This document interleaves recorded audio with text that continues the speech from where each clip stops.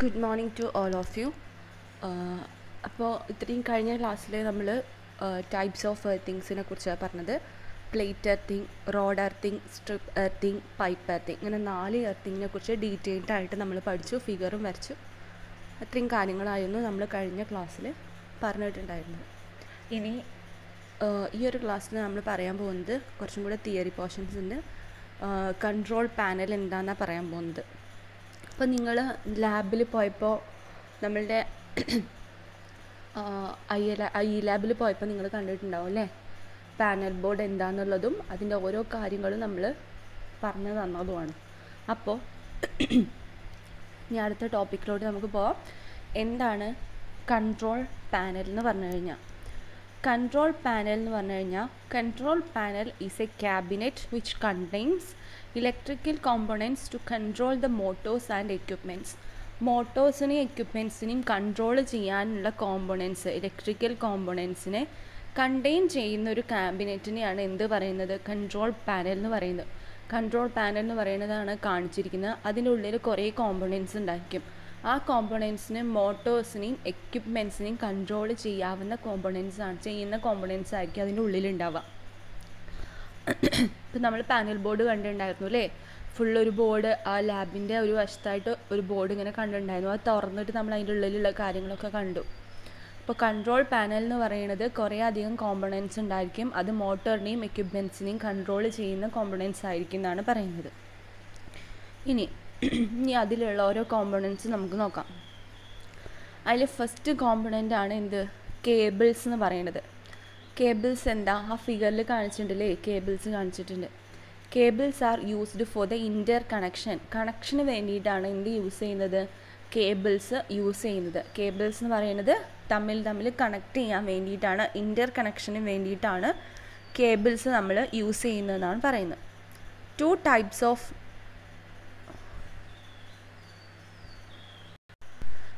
Types of cables are used. 2 type of cables use ചെയ്യുന്നുണ്ട്. ഒന്ന് power കേബിളും ഉണ്ട്, ഒന്ന് കൺട്രോൾ കേബിളും ഉണ്ട്. അതിൽ പവർ കേബിൾസ് എന്ന് പറഞ്ഞാൽ എന്താണ്? Which is used to connect the motor to panel component and panel to main supply. അതായത് മോട്ടറിനെ പാനൽ കോമ്പണൻറ്റിലോട്ട് കണക്ട് ചെയ്യും, എന്നിട്ട് ആ പാനലിനെ എന്ത് ചെയ്യും? മെയിൻ സപ്ലൈയിലോട്ട് കണക്ട് ചെയ്യാണ് ചെയ്യുന്നത്. അപ്പോൾ പവർ കേബിൾ എന്ന് പറയുന്നത് connect the motor to panel കോമ്പണൻറ്റിലോട്ട് കണക്ട് ചെയ്യും. അതുപോലെ പാനൽ ടു മെയിൻ സപ്ലൈയിലോട്ട് കണക്ട് ചെയ്യുന്നതിനെയാണ് പവർ കേബിൾ എന്ന് പറയുന്നത്. ഇനി കൺട്രോൾ കേബിൾസ് എന്ന് പറയുന്നത് which is used to connect the control സർക്യൂട്ടിനെ തമ്മിൽ കണക്ട് ചെയ്യുന്നതിനെയാണ് നമ്മൾ കൺട്രോൾ കേബിൾസ് എന്ന് പറയുന്നത്. അപ്പോൾ കേബിൾസ് എന്ന് പറയുന്നത് നമ്മൾ ഇൻ്റർ കണക്ഷന് വേണ്ടിയിട്ടാണ് നമ്മൾ യൂസ് ചെയ്യുന്നത്. 2 തരത്തിലുള്ള കേബിൾസ് ആണ് ഉള്ളത്. ഒന്ന് പവർ കേബിളും ഒന്ന് കൺട്രോൾ കേബിളും. പവർ കേബിൾ എന്ന് പറയുന്നത് മോട്ടോറിനെയും പാനൽ കോമ്പണൻറ്റിനെയും പാനൽ ടു മെയിൻ സപ്ലൈയിലോട്ട് കണക്ട് ചെയ്യുന്നതിനെയാണ് പവർ കേബിൾസ് എന്ന് പറയുന്നത്. കൺട്രോൾ കേബിൾസ് എന്ന് പറയുന്നത് കൺട്രോൾ സർക്യൂട്ടിനെ കണക്ട് ചെയ്യാൻ വേണ്ടി യൂസ് ചെയ്യുന്ന കേബിൾസിനെയാണ് നമ്മൾ കൺട്രോൾ കേബിൾസ് എന്ന് പറയുന്നത്. അതിൻ്റെ ഒരു ഫിഗറും നമ്മൾ കാണിച്ചു തന്നിട്ടുണ്ട്. അപ്പോൾ നമ്മളുടെ പാനൽ ബോർഡിൽ കൺട്രോൾ പാനലിലുള്ള ആദ്യത്തെ കോമ്പണൻ്റ് ആണ് കേബിൾസ് എന്ന് പറയുന്നത്. ഇനി രണ്ടാമത്തത് ബസ് ബാർ നിങ്ങൾക്ക് എല്ലാവർക്കും വളരെ പരിചയമുള്ളൊരു സാധനമായിരിക്കും.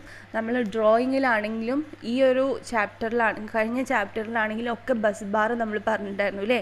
ബസ് ബാറിൻ്റെ കണക്ഷൻ നമ്മൾ വരച്ചിട്ടുണ്ടായിരുന്നു. ആ ബസ് ബാർ നിങ്ങൾ ആ പാനൽ ബോർഡിൽ കാണുകയും ചെയ്തിരുന്നു. ഈ ഒരു കളറിൽ ഏകദേശം നിങ്ങൾ അതിൽ കാണുകയും ചെയ്തിരുന്നു അല്ലേ. അപ്പം ബസ് ബാർ എന്ന് പറഞ്ഞാൽ എന്താ? Incoming supply is connected to the bus bar and distributed from the bus bar. It is normally made by aluminium. Bus bar എന്ന് പറഞ്ഞാൽ വരുന്ന സപ്ലൈയും കണക്ട് ചെയ്യും, പോകുന്ന സപ്ലൈയും നമ്മൾ അതിൽ നിന്ന് എടുക്കാൻ ചെയ്യാം. ഇൻകമിങ് സപ്ലൈ ഉണ്ടായിരിക്കും, ഔട്ട് ഗോയിങ് ഫീഡേഴ്സ് ഉണ്ടായിരിക്കും. അപ്പോൾ നമ്മൾ ഡ്രോയിങ്ങിൽ വരച്ചതുപോലെ നമ്മൾ ആദ്യം ഒരു 220 kV ലൈനാണ് എടുക്കുന്നത് വെച്ചാൽ 220 kV സപ്ലൈ നമ്മൾ ബസ് ബാറിലോട്ട് കൊടുക്കും. ആ ബസ് ബാറിൽ ഫീഡ് ചെയ്ത് എടുക്കുകയാണ് ചെയ്യുന്നത്. അപ്പോൾ അതാ പറയുന്നത് ഒരു ഇൻകമിങ് സപ്ലൈ ഉണ്ടായിരിക്കും, പിന്നെ ഒരു ഔട്ട് ഗോയിങ് ഫീഡേഴ്സും ഉണ്ടായിരിക്കും. നമുക്ക് അതിന് എത്ര വേണമെങ്കിലും എടുക്കാനും പറ്റും. പിന്നെ bus bar is normally made by aluminium കൊണ്ടാണ് ഉണ്ടാക്കിയിരിക്കുന്നതെന്നാണ് പറഞ്ഞിട്ടുള്ള അതിൻ്റെ ഒരു ഫിഗറും അതിൽ കാണിച്ചിട്ടുണ്ട്.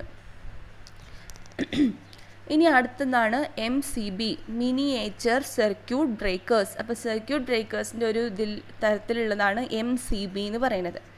ഫിഗർ അതിൽ കാണിച്ചിട്ടുണ്ട്. അത് നമ്മളുടെ മെയിൻ ബോർഡിൽ കാണാവുന്നതുമാണ്. MCB is a protecting device. അതൊരു പ്രൊട്ടക്റ്റിംഗ് ഡിവൈസാണെന്ന് എല്ലാവർക്കും അറിയാമല്ലോ. സർക്യൂട്ട് ബ്രേക്കേഴ്സ് എന്ന് പറയുന്നത് ഒരു പ്രൊട്ടക്റ്റിംഗ് ഡിവൈസാണ്.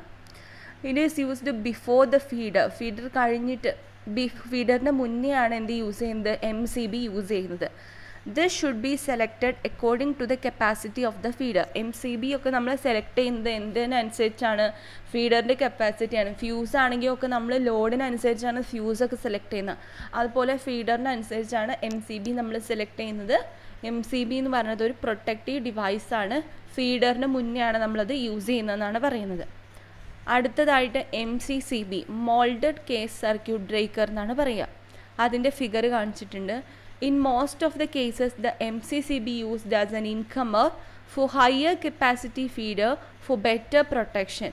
അപ്പോൾ നമ്മളിപ്പോൾ ഫീഡറിൻ്റെ കപ്പാസിറ്റി കൂടുതലാണ്, വളരെ കൂടുതലാണെന്നുണ്ടെങ്കിൽ ഇൻകമിങ് സെക്ഷനിൽ നമ്മൾ MCCB ആണ് യൂസ് ചെയ്യുന്നത്. ഫോർ ബെറ്റർ പ്രൊട്ടക്ഷന് വേണ്ടിയിട്ടാണ് നമ്മൾ മൗൾഡ് കേസ് സർക്യൂട്ട് ബ്രേക്കർ നമ്മൾ ഇൻകമിങ് സെക്ഷനിൽ നമ്മൾ യൂസ് ചെയ്യുന്നതെന്നാണ് പറയുന്നത്. അടുത്തതായിട്ടുള്ളതാണ് ELCB, earth leakage circuit breaker എന്ന് പറയുന്നത്.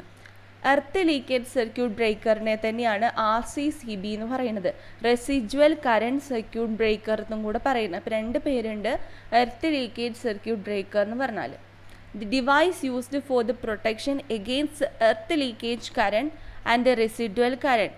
ഈ ELCB നമ്മൾ യൂസ് ചെയ്യുന്നത് എർത്ത് ലീക്കേജ് കറണ്ടെന്നും അതുപോലെ റെസിഡ്വൽ കറണ്ടിനും എതിരെയുള്ള പ്രൊട്ടക്ഷന് വേണ്ടിയിട്ടാണ് നമ്മൾ ELCB അല്ലെങ്കിൽ RCCB നമ്മൾ യൂസ് ചെയ്യുന്നത്. It should be fixed before the incomer. ഇൻകമറിൻ്റെ മുന്നിലായിട്ടാണ് ELCB ഫിക്സ് ചെയ്തിട്ടുണ്ടായിരിക്കുക.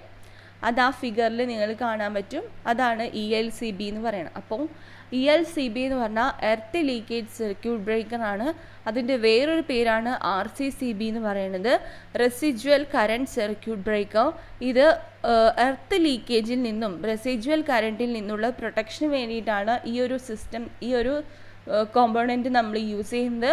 ഇൻകമിങ് സെക്ഷൻ്റെ അല്ലെങ്കിൽ ഇൻകമറിൻ്റെ മുന്നിലായിട്ട് ഫിക്സ് ചെയ്ത് വെച്ചിരിക്കുകയാണ് ELCB. അടുത്തതായിട്ട് ഇൻകമർ എന്താ നോക്കാം. The basic supply will connected to the incomer. അപ്പം ഇൻപുട്ട് സപ്ലൈ നമ്മൾ കണക്ട് ചെയ്യുന്നതാണ് ഇൻകമറിലോട്ടാണ് നമ്മൾ കണക്ട് ചെയ്യുന്നത്. It also called as SFU, switch fuse unit എന്നും കൂടെ ഇൻകമറിനെ നമ്മൾ പറയും. It contains one handle with fuse unit. ഒരു ഹാൻഡിൽ ഉണ്ടായിരിക്കും, ഫ്യൂസ് യൂണിറ്റ്സും ഉണ്ടായിരിക്കും. Once it turn on the supply will pass to the next stage through the fuse. If any major fault occurs inside panel board, it will trip and it isolate the supply. അപ്പോൾ ഇൻകമർ എന്ന് പറയുന്നത് ഒരു ഹാൻഡിലും ഉണ്ടായിരിക്കും, പിന്നെ switch fuse യൂണിറ്റ്സുകൾ ഉണ്ടായിരിക്കും. അപ്പോൾ supply നമ്മൾ ഓൺ ആക്കാൻ വേണ്ടിയിട്ട് ആ ഹാൻഡിൽ മുകളിലോട്ടൊന്ന് പ്രസ് ചെയ്ത് മുകളിലോട്ടാക്കി കഴിഞ്ഞാൽ സ്വിച്ച് സപ്ലൈ ഓണായി നെക്സ്റ്റ് സെക്ഷനിലോട്ട് സപ്ലൈ പോവും. പക്ഷേ എന്തെങ്കിലും ഒരു ഫോൾട്ട് ഉണ്ടെന്നുണ്ടെങ്കിൽ ആ ഒരു ഇത് ട്രിപ്പാവും. ആ ഒരു സർക്യൂട്ട് ആ ഒരു സപ്ലൈന്ന് ഐസൊലേറ്റ് ചെയ്യുകയാണ് ചെയ്യുന്നത്. ഇതാണ് ഇൻകമർ എന്ന് പറയുന്നത്. അപ്പോൾ ഇൻകമർ എന്ന് പറയുന്നത് ഒരു ബേസിക് സപ്ലൈ നമ്മൾ കണക്ട് ചെയ്യുന്ന ഇൻകമറിലോട്ടാണ്. അതിനെ തന്നെയാണ് നമ്മൾ സ്വിച്ച് ഫ്യൂസ് യൂണിറ്റ് എന്ന് പറയുന്നത്. ഒരു ഹാൻഡിലും ഉണ്ടായിരിക്കും, സ്വിച്ച് ഫ്യൂസ് യൂണിറ്റും ഉണ്ടായിരിക്കും. നമ്മൾ ഹാൻഡിൽ ഓൺ ആക്കുകയാണെന്നുണ്ടെങ്കിൽ supply goes to next stage, അടുത്ത സ്റ്റേജിലോട്ട് പോകും. അതർവൈസ് നമ്മൾ അവിടെ ഒരു ഫോൾട്ട് എന്തെങ്കിലും ഒക്കെ ചെയ്ത് കഴിഞ്ഞാൽ ഇറ്റ് വിൽ ബി ട്രിപ്പ് ആവുകയും ചെയ്യും. ആ ഒരു സർക്യൂട്ടിൻ്റെ കണക്ഷൻ നഷ്ടപ്പെടുകയും ചെയ്യും. ഇറ്റ് വിൽ ബി ഐസൊലേറ്റ് ചെയ്യപ്പെടുകയും ചെയ്യും എന്നാണ് പറയുന്നത്. ഇനി അടുത്തതായിട്ടുള്ളതാണ് സെലക്ടർ സ്വിച്ച് എന്ന് പറയുന്നത്. സെലക്ടർ സ്വിച്ച് എന്ന് പറയുന്നത് എന്തിനാ? Used for on and off purpose and for selecting the modes of operation like auto, manual. Selector switch on off ചെയ്യാൻ വേണ്ടിയിട്ടാണ് നമ്മൾ യൂസ് ചെയ്യുന്നത്. Modes of operation on off ചെയ്യാനും മോഡ്സ് ഓഫ് ഓപ്പറേഷൻ സെലക്ട് ചെയ്യാൻ വേണ്ടിയിട്ടുമാണ് സെലക്ടർ സ്വിച്ച് നമ്മൾ use ചെയ്യുന്നത്. ഇനി സ്റ്റാർട്ടേഴ്സ് എന്ന് പറയുന്നത് സ്റ്റാർട്ടിങ് ദ മോട്ടോഴ്സിന് സേഫ്ലി സ്റ്റാർട്ട് ചെയ്യാൻ വേണ്ടിയിട്ടാണ് നമ്മളത് യൂസ് ചെയ്യുന്നത്. മെയിൻലി 2 ടൈപ്പ് ഓഫ് സ്റ്റാർട്ടേഴ്സാണ് ഉള്ളത്. ഡയറക്റ്റ് ഓൺലൈൻ സ്റ്റാർട്ടേഴ്സും ഉണ്ട്, സ്റ്റാർ ടു ഡെൽറ്റ സ്റ്റാർട്ടറും ഉണ്ട്. സ്റ്റാർ ടു ഡെൽറ്റ സ്റ്റാർട്ടറും ഉണ്ട്. ഈ ഡയറക്റ്റ് ഓൺലൈൻ സ്റ്റാർട്ടർ എന്ന് പറയുന്നത് മോട്ടോഴ്സിൻ്റെ പവർ ലെസ് ദാൻ 10 HP ആകുമ്പോഴാണ് നമ്മൾ ഡയറക്റ്റ് ഓൺലൈൻ സ്റ്റാർട്ടേഴ്സ് യൂസ് ചെയ്യുന്നത്. Motor power less than 10 HP എന്ന് പറയുമ്പോൾ. അപ്പോൾ ഇത്രയും കാര്യങ്ങളാണ് നമ്മൾ പാനൽ ബോർഡിൽ ഇപ്പോൾ ഡിസ്കസ് ചെയ്തത്. പാനൽ ബോർഡ്സിലുള്ള കോമ്പണൻറ്റ്സ് നമ്മൾ ഡിസ്കസ് ചെയ്ത് cables, bus bar, MCB, MCCB, ELCB, ഇൻകമർ, selector switch, starters. അപ്പോൾ ഇത്രയും കാര്യങ്ങളാണ് നമ്മൾ പാനൽ ബോർഡിൽ അല്ലെങ്കിൽ കൺട്രോൾ പാനലിൽ ഡിസ്കസ് ചെയ്ത് ഇത് നിങ്ങൾ നോട്ടിൽ അതേപോലെ എഴുതുക. ഇനി അടുത്തതായിട്ട് നമുക്ക് പ്രോബ്ലത്തിലോട്ട് പോവാം. ഈ ഒരു മൊഡ്യൂളിലുള്ള പ്രോബ്ലത്തിലോട്ട് പോവാം. ഫസ്റ്റ് പ്രോബ്ലം എന്ന് പറയുന്നത് estimate the list of material and cost required for a plate earthing with a neat sketch. അപ്പോൾ നിങ്ങളോട് പറഞ്ഞിട്ടുള്ളത് പ്ലേറ്റ് എർത്തിങ്ങിന് വേണ്ടിയിട്ടുള്ള മെറ്റീരിയൽ ലിസ്റ്റ് ഔട്ട് ചെയ്തിട്ട് അതിൻ്റെ കോസ്റ്റ് എസ്റ്റിമേറ്റ് ചെയ്യാൻ വേണ്ടിയിട്ടാണ് പറഞ്ഞിരിക്കുന്നത്. With a neat sketch, figure വരയ്ക്കാനും പറഞ്ഞില്ല. അപ്പോൾ ആദ്യം നിങ്ങൾ ചെയ്യേണ്ടത് ഒരു പ്ലേറ്റ് എർത്തിങ്ങിൻ്റെ ഫിഗർ വരയ്ക്കുക എന്നുള്ളതാണ്. അപ്പോൾ ഇതാണ് ഒരു പ്ലേറ്റ് എർത്തിങ്ങിൻ്റെ ഫിഗർ എന്ന് പറയുന്നത്. അപ്പോൾ ഇതിൽ നിങ്ങൾക്കറിയാം ഒരു 15 സെൻറ്റിമീറ്റർ തിക്നെസ്സിൽ നമ്മൾ എന്ത് ചെയ്തിട്ടുണ്ട്, ചാർക്കോളിൻ്റെയും സാൾട്ടിൻ്റെയും ലെയർ നമ്മൾ ആൾട്ടർനേറ്റ് ലെയറായിട്ട് നമ്മൾ കൊടുത്തിട്ടുണ്ട് അല്ലേ, കൊടുത്തിട്ടുണ്ട്. അതുപോലെ നമ്മൾ എന്ത് കൊടുത്തിട്ടുണ്ട്, പ്ലേറ്റ് എർത്തിങ് ആയതുകൊണ്ട് ഒന്നെങ്കിൽ GI പ്ലേറ്റ് അല്ലെങ്കിൽ കോപ്പർ പ്ലേറ്റ് നമ്മൾ ആ ഒരു കുഴിയിൽ നമ്മൾ കുഴിച്ചിട്ടിട്ടുണ്ട്, അതായത് ബറീഡ് ചെയ്ത് വെച്ചിട്ടുണ്ട്.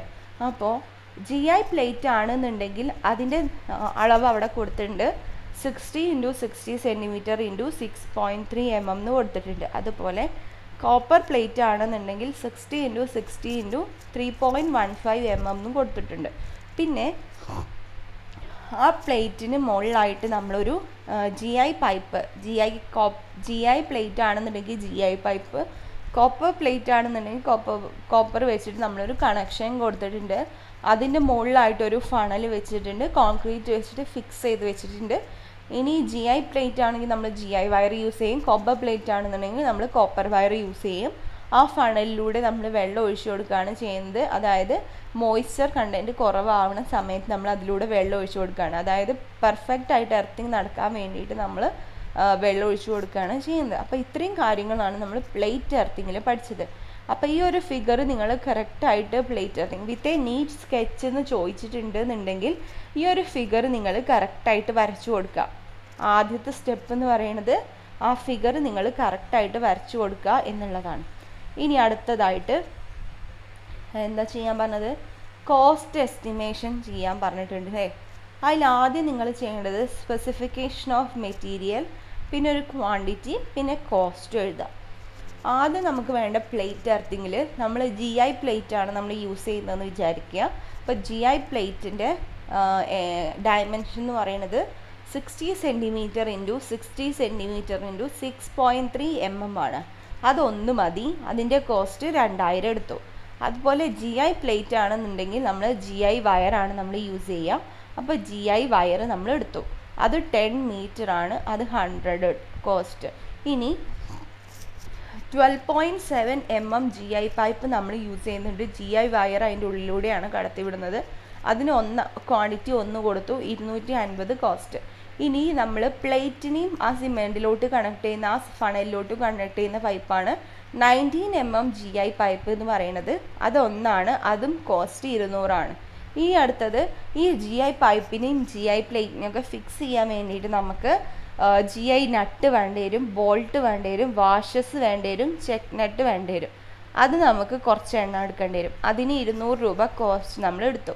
ഇനി GI ബെൻഡ് 12.7 mm, അതായത് അതിന് വളയ്ക്കണം എന്നൊക്കെ ഉണ്ടെങ്കിൽ ആ പൈപ്പിനെ നമ്മൾ വളച്ചെടുക്കണം എന്നുണ്ടെങ്കിൽ GI ബെൻഡ് അത് ഒരെണ്ണമാണ് നമ്മൾ എടുത്തത്, അത് 100 കോസ്റ്റ്. ഇനി അടുത്തത് പിന്നെ GI ലഗ്സ് എന്ന് പറഞ്ഞു കഴിഞ്ഞാൽ കേബിളിൻ്റെ അടിയിൽ നമ്മൾ ഫിക്സ് ചെയ്തിട്ട് നമ്മൾ ചെയ്ത് തരുന്ന ലാബിൽ ഫിക്സ് ചെയ്തിട്ട് നമ്മൾ ആ ഒരു ഹാമർ കൊണ്ട് അടിച്ച് ഫിറ്റ് ചെയ്തിട്ടുള്ള ആ സാധനത്തിനെയാണ് GI ലഗ്സ്. ലഗ്സ് എന്ന് പറഞ്ഞാൽ ഫിറ്റ് ചെയ്യുന്ന ആ സാധനത്തിന് കേബിൾസിൻ്റെ അടിയിൽ അല്ലെങ്കിൽ വയറിൻ്റെ അടിയിലൊക്കെ പെർഫെക്റ്റ് ആയിട്ട് ഫിറ്റ് ചെയ്യാൻ വേണ്ടിയിട്ടുള്ളതാണ് ലഗ്സ് എന്ന് പറയുന്നത്. അത് 1 പാക്കറ്റ് നമ്മളെടുത്ു, അത് 100 റുപ്പീസാണ് കോസ്റ്റ്. അപ്പോൾ ഫസ്റ്റ് സെക്ഷനിൽ നമ്മൾ പറഞ്ഞത് ഫസ്റ്റ് നമുക്കറിയാം പ്ലേറ്റ് എർത്തിങ്ങിൽ വേണ്ട എന്താണെന്നുള്ളത് അല്ലേ. GI പ്ലേറ്റ് വേണം പ്ലേറ്റ് എർത്തിങ്ങിൽ. അതിൽ കോപ്പർ ആണെന്നുണ്ടെങ്കിൽ കോപ്പർ പ്ലേറ്റ് വേണ്ടി വരും. ഇതിവിടെ നമ്മൾ GI പ്ലേറ്റ് എടുത്തു, അതിൻ്റെ ഡയമെൻഷൻ മാർക്ക് ചെയ്തു, അത് ഒരെണ്ണം മതി. പിന്നെ GI വയർ വേണം, GI പ്ലേറ്റ് ആയതുകൊണ്ട് അതൊരു 10 മീറ്റർ എടുത്തു. പിന്നെ 2 GI പൈപ്പ് വേണം, GI വയറിന് വേണ്ടിയിട്ട് മുകളിലോട്ടുള്ള കണക്ഷന് വേണ്ടിയിട്ടും. അപ്പോൾ 12.7 mm GI പൈപ്പും 19 mm GI പൈപ്പും, പിന്നെ അത് ഫിക്സ് ചെയ്യാൻ വേണ്ടിയിട്ടുള്ള നട്ടും ബോൾട്ടും വാഷേഴ്സും, പിന്നെ അത് GI ബെൻഡ് വേണം, GI ലെഗ്സ് വേണം. ഇത്രയും കാര്യങ്ങളാണ് ഫസ്റ്റ് സെക്ഷനിൽ. ഇനി അടുത്തതായിട്ടുള്ളത് എന്ന് പറഞ്ഞാൽ cast iron frame with hinges, അത് ഒരെണ്ണം വേണം. അതെന്തിനാണ് cast iron frame with hinges എന്ന് പറയുന്നത്? അപ്പോൾ പിന്നെ അടുത്തതായിട്ടുള്ളത് cast iron frame with hinges ആണ്. Cast iron frame with hinges എന്ന് പറഞ്ഞാൽ നമുക്ക് GI പ്ലേറ്റോ അല്ലെങ്കിൽ കോപ്പർ പ്ലേറ്റോ ബിൽഡ് ചെയ്യാനുള്ളതാണ് cast iron frame with hinges എന്ന് പറയുന്നത്. ഒന്നാണ്, അതിൻ്റെ കോസ്റ്റ് 500 പിന്നെ കാസ്റ്റ് അയൺ കവർ ഉണ്ട് 30 cm × 30 cm, അതും 1000. പിന്നെ ഫണൽ വിത്ത് വയർ മെഷ് എന്ന് പറയുന്നത് നമ്മൾ ഏറ്റവും മുകളിൽ വെക്കുന്ന സാധനമാണ്. അതിലൂടെയാണ് നമ്മൾ വെള്ളം ഒഴിച്ചു കൊടുക്കുക. അതും അതിന് 100 കോസ്റ്റ് 100. പിന്നെ ചാർക്കോൾ ഓർ കോക്ക് എന്ന് പറയുന്നത് നമ്മൾ ആ ഒരു ലെയറിൽ ആൾട്ടർനേറ്റ് ആയിട്ട് നമ്മൾ മിക്സ് ചെയ്ത് കൊടുക്കുന്നതാണ് ചാർക്കോളും കോക്കും. അത് 2 പാക്കറ്റാണ്, അതിന് 1000 രൂപയാണ്. പിന്നെ അതുപോലെ നമ്മൾ സോൾട്ട് മിക്സ് ചെയ്യുന്നുണ്ട്. ചാർക്കോള് സോൾട്ട് നല്ല ആൾട്ടർനേറ്റ് ലെയറായിട്ടാണ് നമ്മൾ 15 cm തിക്നെസ്സിലാണ് നമ്മളത് കൊടുത്തിട്ടുള്ളത്. Salt 2 packet 200. പിന്നെ അതൊക്കെ ഉറപ്പിക്കാൻ വേണ്ടിയിട്ട് സിമെൻറ്റ് വേണം, 1 പാക്കറ്റ് 400. ടോട്ടൽ കോഷൻ പ്ലേറ്റും കൂടെ അടക്കം ടോട്ടലായിട്ട് 6200 എന്ന് വന്നു. അപ്പോൾ നമ്മൾ എക്സാമിന് ക്വസ്റ്റ്യൻ ആയിട്ട് വന്നിട്ടുള്ളത്, അതായത് മെയിൻ എക്സാമിന് ഒരു പ്രോബ്ലം ആയിട്ട് ചോദിച്ചിട്ടുള്ള ഒന്നാണിത്. എന്താണ്? Estimate the list of material and cost required four plate earthing with A need sketch എന്ന് പറഞ്ഞിട്ടുള്ളത്. പ്ലേറ്റ് എർത്തിങ്ങിൻ്റെ ആദ്യം ആ ഫിഗർ ഒന്ന് നിങ്ങൾ കാണാപ്പാഠം പഠിക്കുക. അതായത് എന്തൊക്കെ കാര്യങ്ങളാണ് അതിലുള്ളത്, അതിൻ്റെ ഡയമെൻഷൻസ് ഫിക്സഡ് ആയിട്ട് മാറാതെ തന്നെ പഠിക്കുക. പ്ലേറ്റ് എർത്തിങ്ങിന് അത് ആദ്യം വരയ്ക്കുക. പിന്നെ മെറ്റീരിയലും കോസ്റ്റും ഏകദേശം നിങ്ങൾക്ക് അറിയുന്നതാണ്, അത് വെച്ചിട്ട് ആ കോസ്റ്റ് എസ്റ്റിമേറ്റ് ചെയ്യും കൂടെ ചെയ്താൽ ഫുൾ മാർക്ക് കിട്ടും. അടുത്ത ക്വസ്റ്റ്യൻ എന്ന് പറയുന്നത് estimate the list of material and cost required for A pipe earthing with A need sketch. നേരത്തെ പ്ലേറ്റ് എർത്തിങ് ആണ്, ഇതിൽ പൈപ്പ് എർത്തിങ് ഒരു നീഡ് സ്കെച്ചിൽ കോസ്റ്റ് എസ്റ്റിമേറ്റ് ചെയ്യാൻ വേണ്ടിയിട്ടാണ് നിങ്ങളോട് പറഞ്ഞിട്ടുള്ളത്. ആദ്യം നിങ്ങൾ പൈപ്പ് എർത്തിങ്ങിൻ്റെ ഫിഗർ വരയ്ക്കുക. ആ പൈപ്പ് എർത്തിങ്ങിൽ നിങ്ങൾ കണ്ടിട്ടുണ്ടാവും ആൾട്ടർനേറ്റ് ലെയർ ഓഫ് ചാർക്കോളും കോക്കും സാൾട്ടും കൂടെ മിക്സ് ചെയ്തിട്ടുള്ള ആ ലെയർ 15 cm തിക്നെസ്സിൽ നിങ്ങൾ മിക്സ് ചെയ്തിട്ടുള്ള കണ്ടുല്ലേ, അതിൽ അടയാളപ്പെടുത്തിയിട്ടുണ്ടല്ലേ. പിന്നെന്താണ്, നമ്മൾ പൈപ്പാണ് യൂസ് ചെയ്യുന്നത്. അപ്പോൾ GI പൈപ്പ് നമ്മൾ അതിൻ്റെ ഉള്ളിൽ ബെറീഡ് ചെയ്ത് വെച്ചിട്ടുണ്ട്, ഓരോ ഹോൾസ് ചെറുതാക്കിയിട്ട് ഇട്ടിട്ടുണ്ട്. പിന്നെ 19 mm GI പൈപ്പ് നമ്മൾ യൂസ് ചെയ്തിട്ടുണ്ട്. GI വാഷറും GI നട്ട്സൊക്കെ നിങ്ങൾ കാണാം. പിന്നെ വയർ മെഷ് കാണാം, CI കോൺക്രീറ്റ് കാണാം, GI വയർ കൊടുത്തിട്ടുള്ളത് കാണാം, അതിന് വേണ്ടിയിട്ട് ഒരു പൈപ്പ് ഉണ്ട് അത് കാണാം. അങ്ങനെ എല്ലാം കൂടെ അടങ്ങിയിട്ടുള്ള ഒരു ഫിഗർ നിങ്ങൾ വരയ്ക്കുക. അതായത് മെയിൻ ആയിട്ടുള്ള കാര്യങ്ങൾ അടയാളപ്പെടുത്തിയിട്ടുള്ള ഒരു ഫിഗർ നിങ്ങൾ വരയ്ക്കുക. അത് കഴിഞ്ഞിട്ട് അതിന് വേണ്ടിയിട്ട് മെറ്റീരിയൽ എസ്റ്റിമേറ്റ് ചെയ്യുക. ആദ്യം എന്താ, GI പൈപ്പാണ് നമുക്ക് വേണ്ടത്. അത് 2.5 ആണ് ക്വാണ്ടിറ്റി, 500 കോസ്റ്റ്. അതിന് വേണ്ടിയിട്ടുള്ള GI വയർ വേണം, അതൊരു 10 മീറ്റർ എടുത്തു. ഞാൻ പറഞ്ഞു 2 GI പൈപ്പ് നമ്മൾ യൂസ് ചെയ്യുന്നുണ്ട്. 12.7 mm GI പൈപ്പും 19 mm GI പൈപ്പിനെയും എടുത്തു. പിന്നെ റിഡ്യൂസിങ് സോക്കറ്റ് 1, പിന്നെ നട്ടും ബോൾട്ടും വാഷേഴ്സൊക്കെ ഉള്ളത് 2 സെറ്റ് നമ്മളെടുത്തു. GIൻ്റെ ബെൻഡ് വേണം, അത് 2 എണ്ണം. ലഗ്സ് ഫിറ്റ് ചെയ്യാൻ കറക്റ്റ് ഫിറ്റിങ്ങിന് വേണ്ടിയിട്ട് നമ്മൾ ആ വയറിൻ്റെ അടിയിൽ കൊടുക്കുന്ന സാധനമാണ്, അതൊരു ബോക്സ് എടുത്തു. Cast iron frame with hinges അതൊന്ന്, കാസ്റ്റ് അയൺ കവർ 1, പിന്നെ മുകളിലൊരു ഫണലിൽ നമ്മൾ ജലം ഒഴിച്ചു കൊടുക്കാൻ വേണം അതൊന്ന്, പിന്നെ ചാർക്കോൾ 1 സാക്ക്, സാൾട്ടും 1 sack, cement 1 sack, caution plate, labour charge ടോട്ടലായിട്ട് 9350 കോസ്റ്റ് നമ്മൾ എഴുതി. അപ്പോൾ കോസ്റ്റ് വ്യത്യാസം, നമ്മൾ എടുക്കുന്ന മെറ്റീരിയലിനും നമ്മൾ കൊടുക്കുന്ന കോസ്റ്റും അനുസരിച്ച് നമ്മളെ കോസ്റ്റ് വ്യത്യാസപ്പെടാം. അപ്പോൾ ഏകദേശം ഞാൻ കഴിഞ്ഞ ഇതിൽ പറഞ്ഞ പോലെ തന്നെ കോസ്റ്റൊക്കെ അഡ്ജസ്റ്റ് ചെയ്തിട്ട് നമ്മളൊരു മനസ്സിലാക്കിയിട്ട് വേണം എഴുതാൻ. പക്ഷേ ആ മെറ്റീരിയലിൻ്റെ ആ സംഭവങ്ങളൊക്കെ, മെറ്റീരിയൽ ഇപ്പോൾ ഒന്ന് കുറഞ്ഞാലും പ്രശ്നമില്ല, പക്ഷേ മെയിൻ ആയിട്ടുള്ള മെറ്റീരിയൽ എല്ലാം നിങ്ങൾ എഴുതിയിട്ടുണ്ടാവണം. അങ്ങനെ വേണം നിങ്ങൾ എസ്റ്റിമേറ്റ് ചെയ്യാൻ വേണ്ടിയിട്ട്. അപ്പോൾ നമ്മൾ പ്ലേറ്റ് എർത്തിങ്ങിനെയും പൈപ്പ് എർത്തിങ്ങുമാണ് നമ്മൾ എന്ത് ചെയ്തത്, എസ്റ്റിമേറ്റ് ചെയ്തത്. അപ്പോൾ ഒരു മേജർ ക്വസ്റ്റ്യനായിട്ട് ഞാൻ ഒരു 2 ക്വസ്റ്റ്യൻ പേപ്പറിൽ കണ്ടൊരു ക്വസ്റ്റ്യനാണിത്. പ്ലേറ്റ് എർത്തിങ്ങിനെയും പൈപ്പ് എർത്തിങ്ങിനെയും നീഡ് സ്കെച്ച് വെച്ചിട്ട് അതിലുള്ള മെറ്റീരിയൽസിൻ്റെ കോസ്റ്റ് എസ്റ്റിമേറ്റ് ചെയ്യാൻ വേണ്ടിയിട്ട്. അപ്പോൾ ആദ്യം നിങ്ങൾ ചെയ്യേണ്ടത് പ്ലേറ്റ് എർത്തിങ് ആയാലും പൈപ്പ് എർത്തിങ് ആയാലും ഒരു ഫിഗർ നല്ല നീറ്റായിട്ട് വരയ്ക്കുക. ഡയമെൻഷൻസ് വെച്ചിട്ടുള്ള ഫിഗർ തന്നെ വരയ്ക്കുക. പിന്നെ നമ്മൾ മെറ്റീരിയൽസ് കാണിക്കുന്നതിലുള്ള എല്ലാ മെറ്റീരിയൽസും നമ്മൾ എന്തിലും കാണിക്കാൻ നിൽക്കണം, ആ ഫിഗറിലും നിങ്ങൾ കാണിക്കുക. എന്നിട്ട് ഇങ്ങനെ ഒരു ടേബിൾ വരച്ചിട്ട് മെറ്റീരിയൽസും ക്വാണ്ടിറ്റിയും കോസ്റ്റും എഴുതാം.